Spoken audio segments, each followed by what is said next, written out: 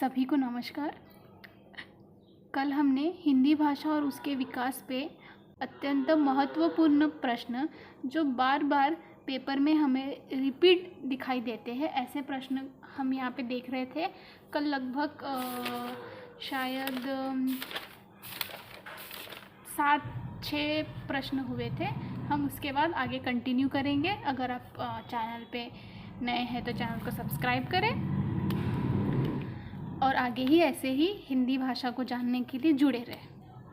हम यहाँ पे देखते हैं, कल हमने देखा था, हम यहाँ पे जो 2020 और 23 जो इस बीच जितनी भी यूजीसी नेट की एग्ज़ाम हुई है उस पे पूछे गए प्रश्न को यहाँ पे ऐसे प्रश्न देख रहे हैं जो बार बार रिपीट में हमें दिखाई देते हैं। ठीक है, यहाँ पे हम देखते हैं 7वां प्रश्न है, निम्नलिखित में से आर्य भाषाओं में शामिल नहीं है। हमें हमेशा जब भी पेपर में प्रश्न आता है तो उसे ध्यान से देखना है कि नहीं है पूछा है या है पूछा है। ठीक है, यहाँ पे पूछा गया है कि नहीं है। यहाँ पे 4 ऑप्शन दिए हैं, यूनानी, लैटिन, प्राकृत और तुर्की। ठीक है, अब पहले हम आर्य भाषा क्या है इस या कितने भागों में संसार की जो भाषाएं हैं वो कितने भागों में विभाजित की गई है और वो कौन कौन सी है वो देखेंगे। उसके बाद हम इसका आंसर जो है वो देंगे। ठीक है, यहाँ पे देखिए प्रश्न पूछा गया है। प्रश्न को देखते हुए हम इसका सारांश जो है वो पहले देखेंगे जो महत्वपूर्ण है। अगर आप चाहे तो इसे लिख कर रखिए कि कभी भी हम जब प्रश्न पढ़े तो हम उसका जो सारांश है उसे भी ध्यान में रखें।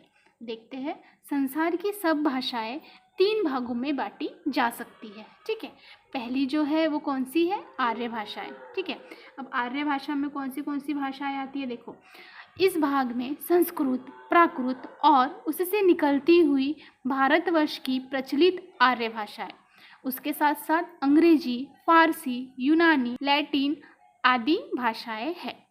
ठीक है, उसके बाद दूसरी भाषा है कौन सी? शामी भाषा है। इस भाग में इब्राइन, अरबी और हशबी भाषाएं हैं। ठीक है, उसके बाद तीसरा है तुरानी भाषा। इस भाग में मुगली, चीनी, जापानी, द्रविड़, दक्षिणी हिंदुस्तान की भाषाएं और तुर्की आदि भाषाएं आती है। ठीक है, अब हमसे जो प्रश्न है वो क्या पूछा गया था? निम्नलिखित में से आर्य भाषाओं में शामिल नहीं है। ठीक है, हम देखेंगे यहाँ पे फिर से एक बार हम यहाँ पे आते हैं कि आर्य भाषा में क्या क्या शामिल है। तो यहाँ पे जो पहला पूछा गया है यूनानी। ठीक है, ये आर्य भाषा में शामिल है क्या? हाँ, तो यहाँ पे यूनानी जो है वो शामिल है। उसके बाद दूसरा शामिल है क्या? हाँ, ये भी शामिल है। तीसरा प्राकृत शामिल है क्या? ये भी है। तुर्की आर्य भाषा में आती है क्या? नहीं, वो कहाँ आती है? तो तुरानी भाषा में आती है। तो हमारा इसका आंसर क्या होगा? तुर्की।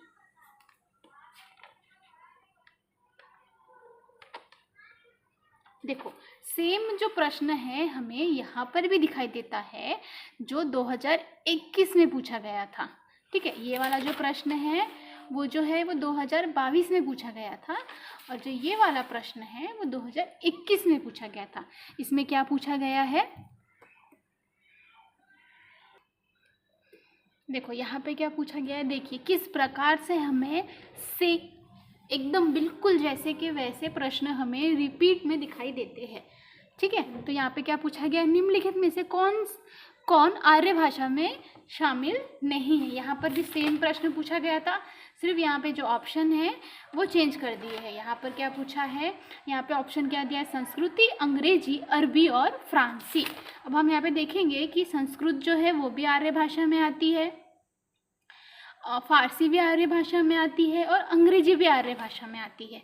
तो कौन सी भाषा है जो आर्य भाषा में नहीं आती है? तो वो है अरबी। ठीक है, अरबी किस में आती है? तो अरबी जो है वो शामी भाषा में आती है। आप देख सकते हैं।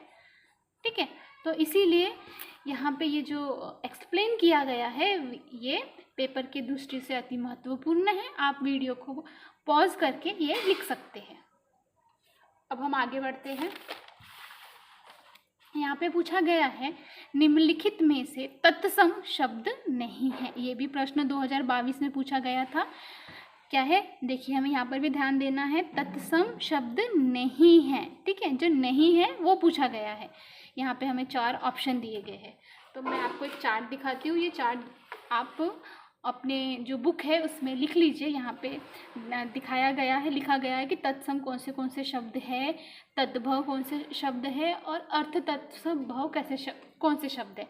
क्योंकि परीक्षा में अभी जो है 2022 में हो सकता है कि तत्सम पूछा गया है, आपको 21 में या फिर अभी आने वाले एग्ज़ाम में आपको हो सकता है कि तद्भव पूछा गया हो या तत्सम पूछा गया, इसलिए। ठीक है, तो इसीलिए ये जो चार्ट है आप इसको ध्यान से देखिए और इसे अपने बुक में लिख कर रखिए, जो आपके लिए जो है वो अगर आप रिवीजन करते समय आपको ये आप अगर आप देखते हो तो आपके ध्यान में बैठता है। ठीक है, यहाँ पर पूछा गया है तत्सम शब्द नहीं है, तो यहाँ पे जो आज्ञा है ये भी तत्सम शब्द है, सर्व जो है ये भी तत्सम शब्द है, और स्वामी जो है वो भी तत्सम शब्द है। क्या नहीं है, तो राय जो है वो कौन सा शब्द है, तो वो है, देखो राय ये कौन सा शब्द है, तत्भव। ठीक है, तो ऐसे ही हम यहाँ पे ऐसा नहीं है कि सिर्फ हम क्वेश्चन के आंसर देख रहे हैं, हम यहाँ पे उसके साथ साथ कैसे और प्रश्न भी बन सकते हैं उसे भी ध्यान में देखते हुए आगे बढ़ रहे हैं। उसके बाद आते हैं हम 9वें क्वेश्चन पे। 9वां क्वेश्चन क्या है, निम्नलिखित में से तत्सम शब्द क्या है। देखो ये जो प्रश्न है ये 2021 में पूछा गया है। ठीक है, तो देखो किस प्रकार से सेम क्वेश्चन हमें बार बार रिपीट दिखते हैं, एक ही टॉपिक पे हमें बार बार प्रश्न जो है वो रिपीट दिखाई देते हैं। इसमें पूछा गया है निम्नलिखित में से तत्सम शब्द है। तो आप अगर ये चार्ट को देखोगे तो आप देखिए बराबर इसका आंसर दे दोगे कि तत्सम उसमें से शब्द कौन सा है, तो अक्षर। ठीक है, अक्षर जो है वो कौन सा शब्द है, तत्सम। तो इसका आंसर क्या होगा, तत्सम। ठीक है, देखो यहाँ पे फिर से एक क्वेश्चन आया है जो मैंने आपको इससे पहले शायद 7वां क्वेश्चन मैंने आपको पढ़ाया था, उसमें लिखा हुआ है। देखो इसमें सेम प्रश्न पूछा गया है, निम्नलिखित में से कौन सी भाषा शामी भाषा में शामिल है।